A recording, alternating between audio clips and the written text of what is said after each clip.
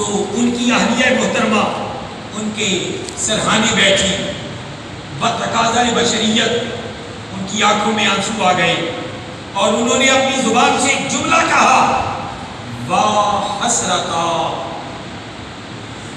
واہ حسرتا، ہائے حسرت کہ میرے شوہر نامدار، میرے تاجدار آج اس دنیا کو چھوڑ کے آخرت کی طرف جا رہے ہیں۔ جب حضرت بلال رضی اللہ تعالیٰ عنہ نے یہ جملہ سنا تو آپ نے فرمایا، اے محترمہ واہ حسرتا نہ کہہ، واہ حسرتا نہ کہہ۔ واہ حسرتا تو اس وقت کہا جاتا ہے جب مایوسی ہو، واہ حسرتا تو اس وقت کہا جاتا ہے جب پریشانی ہو، واہ حسرتا تو اس وقت کہا جاتا ہے جب کوئی چیز لٹنے لگی ہو۔ ارے یہ لٹنے کا وقت نہیں، محمد عربی میرا انتظار کر رہے ہیں، میں ابھی جاؤں گا اور سرکار کا جلوہ دیکھوں گا۔ نعرہ تکبیر، اللہ اکبر، نعرہ رسالت، یا رسول اللہ۔ تیری آنکھ نہیں دیکھ رہی، نبی کریم علیہ السلام کے ساتھ ابو بکر صدیق ہیں، نبی کریم علیہ السلام کے ساتھ فاروق اعظم ہیں، نبی کریم علیہ السلام کے ساتھ خلفائے راشدین ہیں، اور وہ مؤذن رسول کا انتظار کر رہے ہیں۔ جو ہی روح اس نفس انسری سے پرواز کرے گی، میں جا کے محمد کے لشکر میں شامل ہو جاؤں گا۔ سبحان اللہ، سبحان اللہ۔ لہذا اس موت سے ڈرنے والی بات نہیں۔ حاضرین، ایک بہت بڑا لشکر نیک لوگوں کا تیار آگے پہنچا ہوا ہے، لیکن اس سے پہلے میں ایک بات ضرور عرض کروں کہ محب کو محبوب سے جب ملاقات ہو جاتی ہے اس وقت اس کو کوئی حسرت باقی نہیں رہتی۔ یہ روح ہمارے جسم میں جب سے آئی ہے یہ اپنے مالک سے تھوڑا سا دور ہو گئی، جسم میں آ گئی، جسم کی کثافتیں وہ اس کے اوپر کچھ آگے پردے ڈالتی رہی۔ جو ہی ان کثافتوں سے اس کی جان چھوٹی تو اس نے شکر ادا کیا کہ میں اللہ کے حریم ناز میں پہنچوں گی، میں اللہ کا دیدار کروں گی، اللہ کے رسول کا دیدار کروں گی، اور جب میں ان کا دیدار کروں گی تو میرا شمار ان میں نہیں ہوگا، میرا شمار ان میں ہو جائے گا۔ موت کو سمجھے ہے غافل، اقبال کہتے ہیں موت کو سمجھے ہے غافل، اختتام زندگی ہے یہ شام زندگی، مگر صبح دوام زندگی۔ یہ موت مرنے کا نام نہیں، موت اللہ کے ساتھ ملاقات کا نام ہے۔ اس لیے مومن موت سے ڈرتا نہیں بلکہ موت کا انتظار کرتا ہے۔ لیکن بشری تقاضوں کے مطابق جب موت آتی ہے تو رشتہ دار، عزیز و اقارب وہ پریشان ہوتے ہیں۔ بھائی اپنی بہن کے دنیا سے جانے پر، شوہر اپنی بیوی کے دنیا سے جانے پر، اولاد اپنی والدہ یا والد کے دنیا سے جانے پر پریشان ہوتے ہیں، اور یہ پریشانی بشری تقاضا ہے۔ لیکن حاضرین محترم، نبی کریم اور اس بشری تقاضے کو جب پورا کیا جاتا ہے تو حضور نبی کریم علیہ السلام نے فرمایا کہ مومن کی روح اس کے ناخن سے شروع کر کے سر ناک کے اندر سے نکالی جاتی ہے آخر میں۔ امام غزالی رحمۃ اللہ علیہ نے احیاء العلوم میں لکھا، وہ ارشاد فرماتے ہیں جب بندہ رکوع کی حالت میں ہو تو وہ اپنے پاؤں کے ناخن دیکھے، اور جب سجدے کی حالت میں ہو تو اپنا ناک دیکھے، اور یہ اس بات کو یاد کرے کہ میں رکوع کی حالت میں ہوں تو میری موت ناخن سے، پاؤں کے ناخن سے نکلنا شروع ہوگی، اور اتنی دیر لگی ہے کہ میں رکوع سے فارغ ہو کے سجدے میں گیا ہوں تو موت روح پرواز کر گئی ہے۔ یہ زندگی اتنی ہے۔ وہ کہتے ہیں جو بندہ اپنے رکوع کے اندر موت کے ابتدائی حصے کو یاد کرے اور سجدے کے اندر موت کے آخری حصے کو یاد کرے، اللہ اس کی موت کو شہادت بنا دیتا ہے۔ اس کی موت نہیں رہتی بلکہ اس کو درجہ شہادت نصیب ہو جاتا ہے کہ اس نے اپنی نمازیں بھی اللہ کی یاد میں اور موت کے انتظار میں بسر کی ہے۔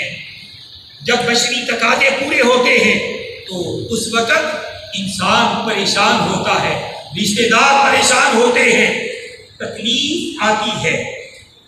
حاضرین، حضور نبی کریم علیہ السلام کے پاس جب حضرت اسرائیل علیہ السلام آئے، حضرت اسرائیل علیہ السلام آئے، حضرت سیدۃ النساء فاطمہ الزہرا رضی اللہ تعالی عنہا نبی کریم علیہ السلام کے پاس بیٹھی ہوئی تھی۔ اسرائیل علیہ السلام آئے نہیں بلکہ انہوں نے دروازہ کھٹکھٹایا، انہوں نے دروازہ کھٹکھٹایا۔ حاضرین، آدم علیہ السلام سے لے کر اب تک کبھی اسرائیل کسی کو پوچھ کر نہیں آیا، کسی سے اجازت لے کر۔ اس کو اس قسم کا کوئی ڈر نہیں، نہ اس کو اس قسم کی کوئی بات ہے کہ وہ پوچھ کے آئے، بلکہ بغیر پوچھنے کے وہ آیا کرتا ہے، اور بغیر پوچھنے کے تڑپتے ہوئے لوگوں کو چھوڑ کر، آنسو بہاتے ہوئے لوگوں کو چھوڑ کر، بلکتے ہوئے لوگوں کو چھوڑ کر وہ روح پرواز کر کے لے جاتا ہے۔ حضور نبی کریم علیہ السلام نے فرمایا، آپ نے آنکھیں کھولی اور سنا کہ فرمایا دیکھو یہ کون آیا، دیکھو یہ کون آیا ہے۔ حضرت فاطمہ الزہرا رضی اللہ تعالی عنہا کہنے لگی مجھے اچھا نہ لگا ان کا آنا، کہ حضور نبی کریم علیہ السلام اس وقت پریشانی میں ہیں اور وہ آ کے دروازہ کھٹکھٹا رہا ہے۔ آپ نے پھر کہا دیکھو وہ کون آیا ہے۔ پھر آپ نے کو یہ بات اس کے آنے کی گوارا نہ ہوئی۔ پھر آپ نے کہا، جب کہا تو حضور نبی کریم علیہ السلام نے فرمایا اے فاطمہ دروازہ کھولتے کیوں نہیں، یہ وہ آیا ہے جس نے کبھی کسی کو پوچھا نہیں، یہ تیرا حیا کرتے ہوئے پہلے دروازہ کھٹکھٹاتا ہے پھر محمد کے دروازے پہ آتا ہے۔ یہ فاطمہ الزہرا کا ادب تھا، یہ سیدہ کائنات کا ادب تھا، یہ نبی کریم علیہ السلام کے گھر والوں کا، آپ کی نسل جگر کا ادب تھا۔ اور اس ادب کا تقاضا یہ تھا کہ اسرائیل بھی بغیر اجازت کے سرکار کے پاس آتا۔ اعلیٰ جبریل امین ہر جگہ پر آیا کرتے تھے، وحی لے کے آیا کرتے تھے، مکے میں آیا کرتے تھے، مدینہ میں آیا کرتے تھے، ہر جگہ پر آتے، لیکن ان کو کبھی اجازت لینے کی ضرورت نہ پیش آئی۔ یہ سیدہ کائنات سیدۃ النساء خاتون جنت فاطمہ الزہرا کا ادب تھا، شرم تھی، حیا تھا کہ آج اسرائیل بھی آ رہا ہے تو وہ بھی دروازہ کھٹکھٹا کے آ رہا ہے، اجازت مانگ کے آ رہا ہے۔ سیدہ اندر چلے گئے، وہ آیا، حضور نبی کریم علیہ السلام سے اس کی تھوڑی سی گفتگو ہوئی تو آپ نے پوچھا اے اسرائیل تو لوگوں کی روح قبض کرتا ہے، ان کو کتنی تکلیف دیتا ہے، ان کو کتنی تکلیف دیتا ہے، تھوڑا سا ذرا اظہار میرے ساتھ وہ کر۔ حضور نبی کریم علیہ السلام نے جب اس کو اجازت دی تو انہوں نے اپنی موت کا وزن نبی کریم صلی اللہ تعالی علیہ وسلم کے سینہ مبارک پر، وہ جس کی شان ہے الم نشرح لک صدرک ووضعنا عنک وزرک، اس سینہ مبارکہ پر جب موت کا وزن رکھا تو حضور نبی کریم علیہ السلام فرماتے ہیں کہ اتنا وزن تھا کہ میں نے کہا شاید احد پہاڑ میرے سینے پر رکھ دیا گیا، وزن اتنا تھا۔ اور حاضرین توجہ طلب اگلی بات ہے، نبی کریم علیہ السلام نے پوچھا اے اسرائیل کیا ہر ایک کی روح قبض کرتے ہوئے اتنی تکلیف دیتا ہے؟ اس نے عرض کی یا رسول اللہ اتنی ہی دیتا ہوں۔ آپ نے فرمایا اے اسرائیل ساری امت کی تکلیف مجھ محمد کو دے دے، لیکن میرے امت کی روح کو آسانی سے قبض کرنا۔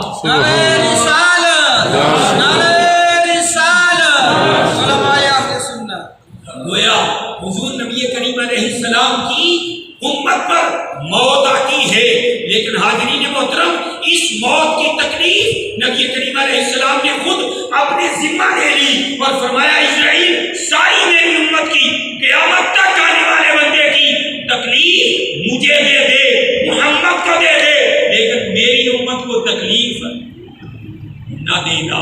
حاضرین، حضور نبی کریم علیہ السلام کی امت کے لوگ اہل علم، اہل عشق، اہل محبت جب ان کی روح قبض ہوتی ہے تو ان کو اتنی بھی تکلیف نہیں ہوتی جتنی ایک بال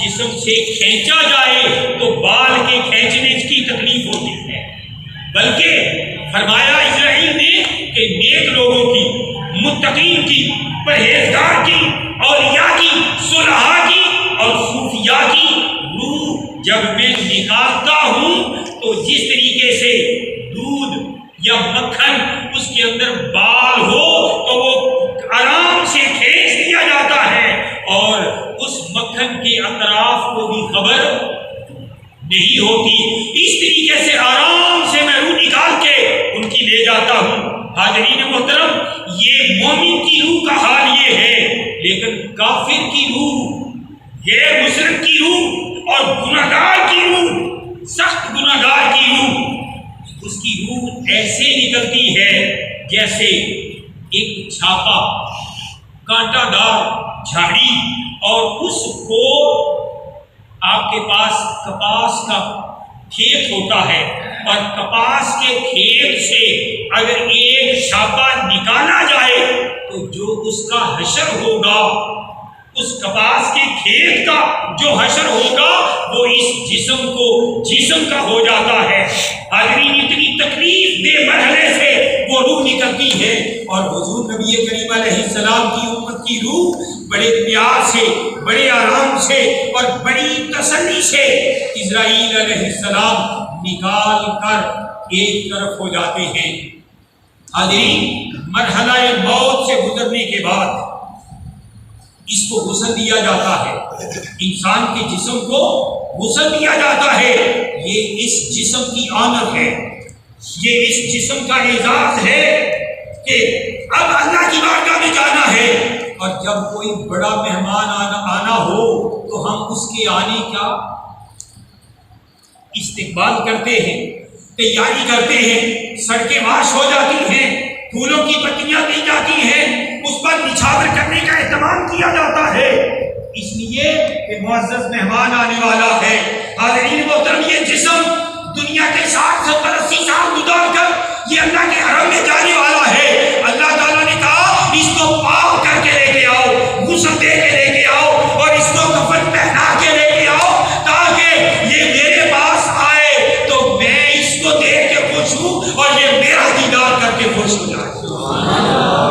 یہ آنر ہے کہ اللہ کی بارگاہ میں یہ جسم جا رہا ہے اور اللہ کی بارگاہ میں جاتے ہوئے تیار کر کے لے کے جاؤ۔ اور حضور نے فرمایا اپنی امت کے لوگوں کو سفید کفن دیا کرو، اللہ کو سفید کپڑا بڑا پسند ہے، اس لیے ہم سفید کپڑے میں اپنا کفن دینے کا اہتمام کرتے ہیں کہ اللہ کی بارگاہ میں وہ سفید کپڑے میں لباس۔ اور سرکار نے دوسری حدیث پاک میں فرمایا کہ اپنے مردوں کو اچھا کفن دیا کرو کہ جب مردے آگے جا کے ایک دوسرے کے ساتھ ملاقات کرتے ہیں، بیٹھتے ہیں، ایک دوسرے کی زیارت کرتے ہیں اور اس وقت اچھے کفن پر خوش ہو جاتے ہیں، اچھے کفن پر خوش ہو جاتے ہیں۔ تو اچھے کفن پر خوش ہونا یہ امت مسلمہ کے لوگوں کی، ہمارے دنیا سے جانے والے لوگوں کی یہ نشانی ہے کہ ہم ان کے پاس ان کو اچھے لباس میں غسل دے کے، بڑے صاف ستھرا لباس پہنا کے، خوشبو لگا کر، تاکہ مہمان کے ساتھ ان کا ریلیشن بہترین ہو جائے اور اس خوشبو کے ساتھ ان کو لے جایا جاتا ہے۔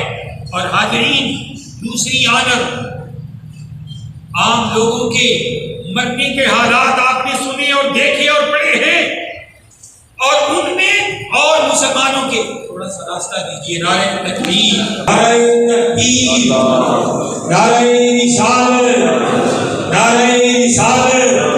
हुजूर शेखुल फिक्र, हुजूर शेखुल फिक्र, हुजूर शेखुल फिक्र जिंदाबाद।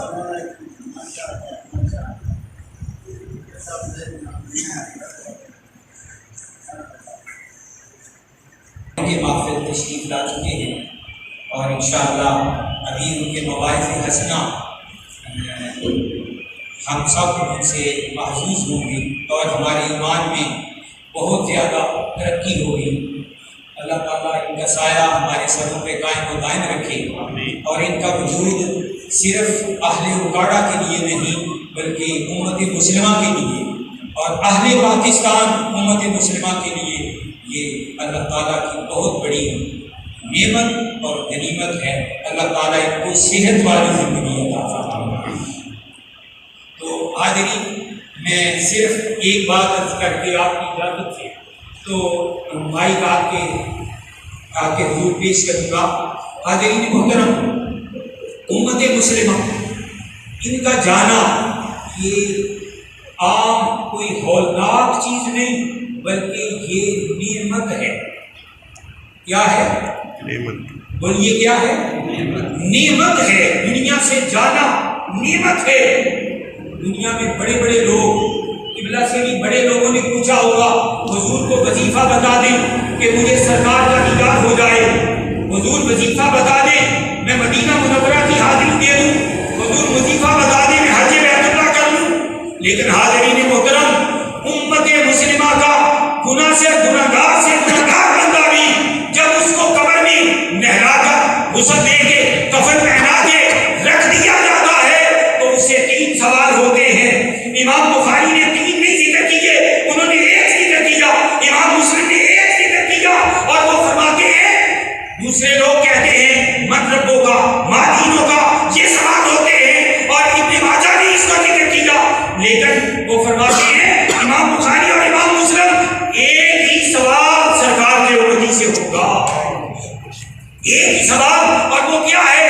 माज़ा कुंता तक़ूल फी हक़्क़ि हाज़ा रजुल, और साथ ही हुजूर का नक्शा दिखा दिया जाएगा, नबी करीम अलैहिस्सलाम की तस्वीर दिखा दी जाएगी और वो कहेगा मर के पहुंचा हूं जहां इस दिलरुबा के वास्ते मैं दुनिया में दुरूद कितनी पढ़ा करता था, मैं दुरूद रसूली पढ़ा करता था, मैं दुनिया में नेक काम किया करता था सरकार के दीदार के लिए। अरे दुनिया में तो ना हो सका लेकिन मर के मोहम्मद अरबी का वद्दुहा का चेहरा देख रहा, लिहाजा हुजूर नबी करीम अलैहिस्सलाम का वो चेहरा देखेगा और चेहरा देख कर जब पहचान लेगा तो इमाम बुखारी कहते हैं यही मोमिन की सबसे बड़ी मेराज होगी और उसकी बख्शिश का ये असल बहाना बन जाएगा। और लुत्फ की बात ये है, आदम अलैहिस्सलाम से लेकर नबी करीम अलैहिस्सलाम से पहले ईसा अलैहिस्सलाम तक किसी नबी की ज़ियारत उनके उम्मतियों को मरने के बाद करवाई नहीं जाती। अरे हम अगर दुनिया में सरकार का दीदार न कर सके, सरकार की मोहब्बत हमने कम रही, दुनिया की मोहब्बत ज्यादा रही, तो उसका वहाँ इजाला कर दिया जाएगा कि सरकार का दीदार करेंगे, नबी करीम अलैहिस्सलाम का रुख-ए अनवर देखेंगे। जब रुख-ए अनवर देखेंगे तो अल्लाह अज़ाब-ए कब्र दूर कर देगा और हमारी कब्र को जन्नत का बाग बना देगा। हाज़रीन मोहतरम, इंशाअल्लाहुल अज़ीज़ किबला खालिसा की अहलिया मोहतरमा उनका दुनिया से विसाल हुआ इंशाअल्लाह। वो चूँकि इनके हरम में रही और इनके पास रही और उन्होंने रूहानी तौर पे भी तरबियत हासिल की। हम जैसे गुनाहगार दूर दूर से सफर करके आके इनसे रूहानी तरबियत हासिल करते हैं और किबला शेखुल फिक्र का जो फैज़ इनको अता हुआ है हम झोलियां फैला के आते हैं कि उसका कुछ हिस्सा हमें भी मिल जाए और हमें मिलता है। और वो इनके हरम में रही, इनके घर में रही, इनके पाकीज़ा सोबत में रही। हाज़रीन, मुझे उम्मीद है उनको अल्लाह ताला ने बहुत नवाजा और ये नवाजने की एक सिफ्त ये है कि जिस दिन लोगों ने جانور ذبح کرنے تھے. جس دن لوگوں نے جانور ذبح کرنے تھے اللہ کی رضا کے لیے، ارے اس نیک بندی نے اپنی جان اللہ کے حضور پیش کی سبحان کہ یا اللہ لوگ جانور ذبح کر کے تیرا قرب حاصل کریں گے، میں اپنی ذات تیری بارگاہ میں پیش کر کے تیرا قرب حاصل کرتی ہوں. اللہ تبارک و تعالیٰ ان کا یہ دنیا سے جانا ہمارے لیے نعمت بھی بنے، سبب بھی بنے، رحمت بھی بنے، اور قبلہ کے لیے اور ہم سب کے لیے صبر کا اور جانے کی تیاری کا ایک مرحلہ اور سبب بنے. اللہ تعالیٰ ہم سب کو یہاں آنا اور حضرت صاحب کے مواعظ حسنہ کا سننا باری تعالیٰ قبول فرمائے. وما علیہ